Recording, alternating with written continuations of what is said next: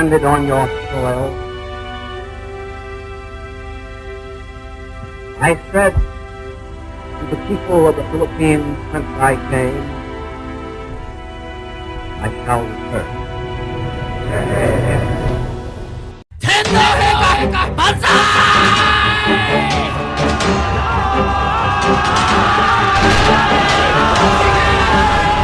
Ikapito ng Disyembre taong 1941. Isang araw na tumatak sa kasaysayan ng mundo. Sa mga oras na ito, walang babalang sinalakay ng imperyo ng Hapon ng Pearl Harbor sa Hawaii. Sa loob lamang ng mahigit isang oras, 2,403 sundalo at sibilyan ang nasawi habang 1,178 ang nasugatan. 12 barko ng Amerika ang lumubog o nasira, kabilang ang USS Arizona na may mahigit 1,100 marinong na trap sa loob.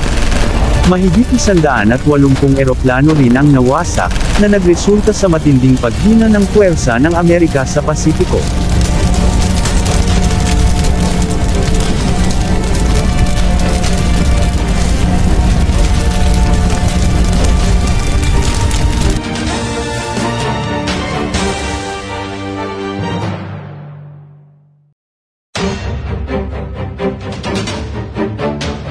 Hindi rito nagtapos ang pananalakay ng mga Hapones.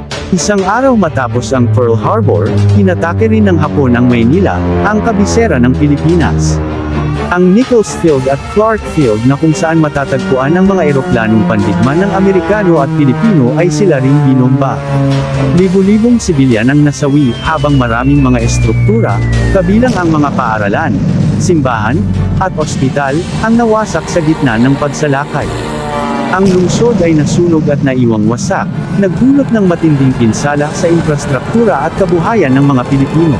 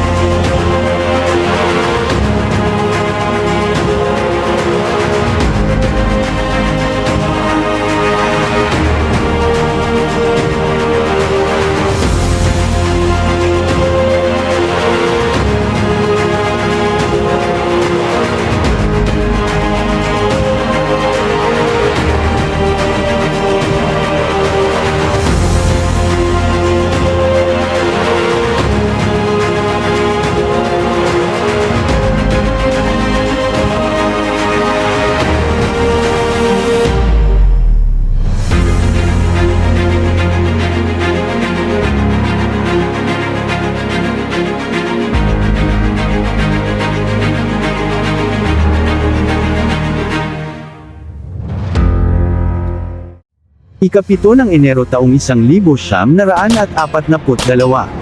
Nagsimula ang matinding labanan sa Bataan. Mahigit 76,000 sundalong Pilipino at Amerikano, higit 15,000 Amerikano at 61,000 Pilipino, ang nagtanggol laban sa humigit kumulang 75,000 tropang Hapones sa ilalim ni General Masaharu Roman. Sa loob ng mahigit 3 buwan, mahigpit na pinigilan ng Allied Forces ang pagsalakay ng mga Hapones. Bagamat kulang sa supply, lumaban sila gamit ang matitibay na depensa sa likas na matarik at masukal na lupain ng Bataan.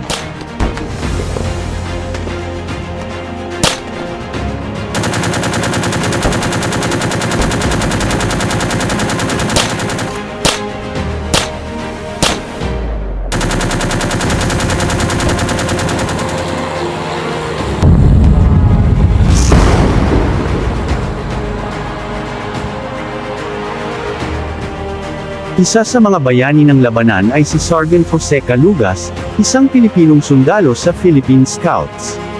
Sa kabila ng matinding putukan, iniwan ni Calugas ang kanyang posisyon upang patakbong lumipat sa isang kanyon na naiwan ng kanyang mga kasamahan.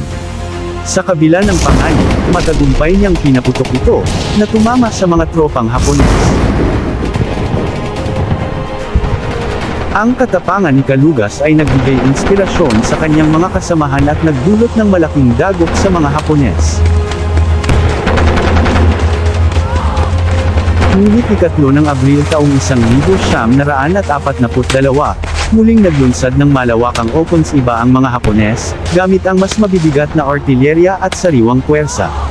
Matapos ang matinding labanan, napilitan si General Edward King na sumuko noong 9 ng Abril taong 1942 upang mailigtas ang kanyang mga tauhan mula sa tiyak na pagkalipol. Sa kabuuan, tinatayang umabot sa mahigit 10,000 Hapones ang nasawi, habang higit 25,000 sundalong Pilipino at Amerikano ang nagbuwis ng buhay sa matinding labanan sa Bataan. Ngunit ang kanilang sakripisyo ay hindi nasayang, dahil ang kanilang paglaban ay nagbigay ng mahalagang oras para sa muling pagbawi ng Allied Forces sa Pacific.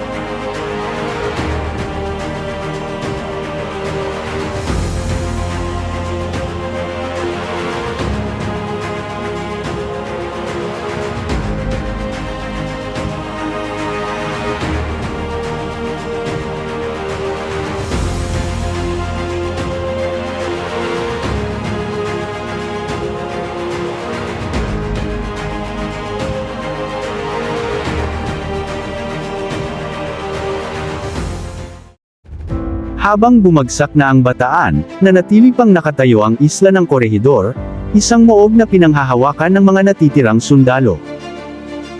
Isa sa mga pinakahuling mensaheng naiulat ay nagmula kay Corporal Irving Strobel, isang Signal Corps operator na nagpadala ng mensahe gamit ang Morse code habang pinapaligiran ng mga Hapones.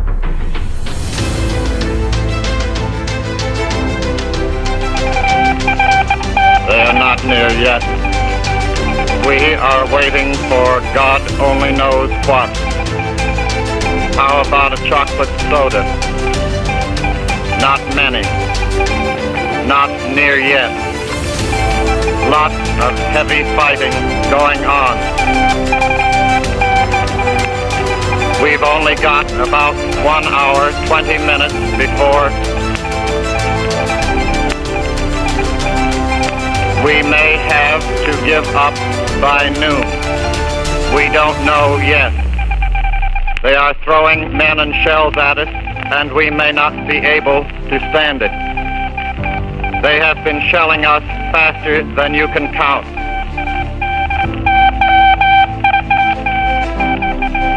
We've got about 55 minutes, and I feel sick at my stomach. I am really low down. They are around now, smashing rifles. They bring in the wounded every minute. It is a horrible sight. We will be waiting for you guys to help.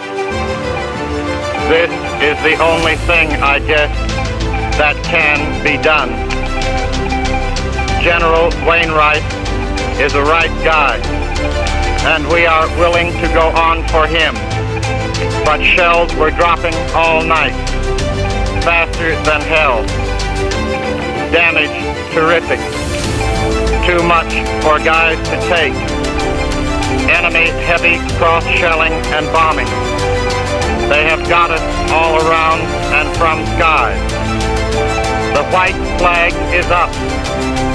Everyone is falling like a baby. Ika-6 ng Mayo taong 1942. Dahil sa kakulangan sa pagkain, bala, at pagod na sundalo, napilitan si General Jonathan Wainwright na sumuko upang mailigtas ang buhay ng kanyang mga tauhan. This is Lieutenant General Wainwright. Subject, surrender. It became apparent that the garrison or those forces would be eventually destroyed by aerial and artillery bombardment and by infantry supported by tanks which have overwhelmed Corregidor. After leaving General Homer with no agreement between us, I decided to accept, in the name of humanity, his proposal. You will therefore be guided accordingly, and will, surrender all troops under your command to the proper Japanese officer. This decision, on my part, it was realized, was forced upon me by means entirely beyond my control. Matapos ang pagbagsak ng Bataan, nagsimula ang isa sa pinakamadilim na bahagi ng kasaysayan, ang Bataan Death March. Si Lester Tenney ay isa sa mga nakaligtas sa Bataan Death March.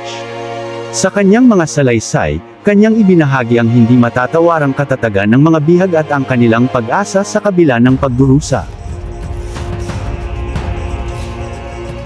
It was called a death march not because of how many died. Of the 12,000 Americans, only about 1,700 lived to come home. But they called it a death march because of the way they died. If you stopped on the road, you were killed. If you had a malaria attack, they killed you. If you had to stop to defecate, they killed you. If you just couldn't take another step, they killed you. And how did they kill you? They'd either bayonet you to death, shoot you, or in some cases decapitate you. They did not give us water. They gave us no food. The temperature was about 108 degrees. The Americans that were captured, a good 80% of them had malaria. Another 50% had dysentery. So we were gunshot wounds, malaria, dysentery, and we had to walk this distance that they wanted us to. Under these conditions, it was unbearable. Hanggang ngayon, patuloy nating inaalala ang kanilang sakripisyo. Sa bawat pagwagayway ng ating watawat, isinasabuhay natin ang diwa ng kagitingan. Ang kanilang pagdurusa ay mahirap unawain, ngunit ang kanilang kabayanihan ay habang buhay na mamamalagi. Ito ang diwa ng araw ng kagitingan.